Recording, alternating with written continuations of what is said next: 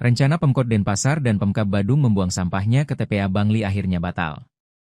Setelah dilakukan pengecekan, kondisi TPA Bangli di Desa Landih tidak memenuhi syarat.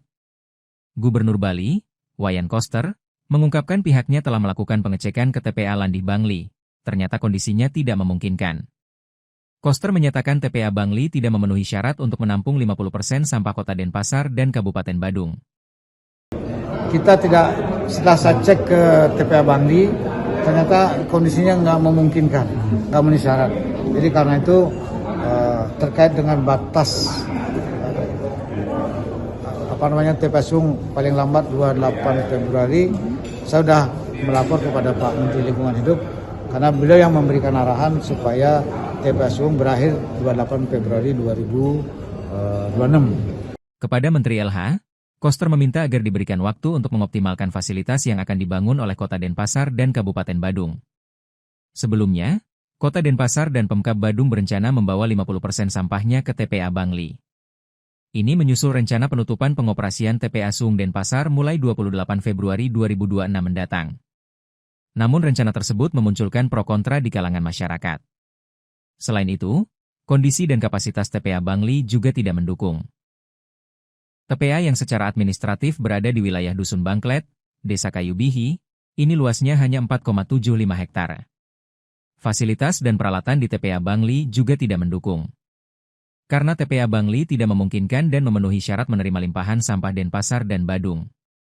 Gubernur Koster mengungkapkan pengunduran penutupan TPA Sung, Denpasar. Dari sebelumnya akan ditutup pada 28 Februari 2026 mundur ke November 2026. Saya sudah mohon kepada Bapak Menteri agar diberikan kebijakan penutupan TPA Sung itu tidak 28 Februari tapi diperpanjang sampai kesiapan untuk semua fasilitas beroperasi dan terutama pengolahan sampah dengan teknologi tinggi untuk jadikan energi listrik itu bisa selesai. Nah, sehingga targetnya adalah saya sudah mengajukan kepada Pak Menteri perpanjangan TPA Sung itu sampai bulan November 2026 ini. Dengan mundurnya penutupan TPA Sung, ia berharap di bulan berikutnya setelah Februari dan Maret 2026 volume sampah dapat berkurang terus. Koster mengatakan, dirinya bersama Menteri LH telah merancang skema untuk pengelolaan sampah sebelum pengelolaan sampah menjadi energi listrik beroperasi selesai di tahun 2028. Selain itu, juga dilakukan penambahan mesin pengolahan sampah di TPST Tahura dan TPST Kertalangu.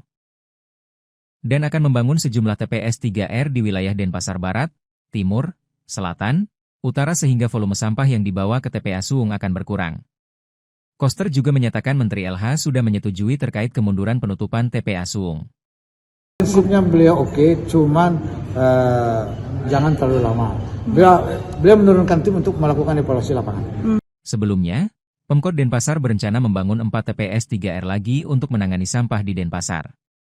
Hal itu diungkapkan Kepala DLHK Denpasar, IB Putra Wirabawa dalam rapat kerja bersama DPRD, Selasa, 13 Januari 2026.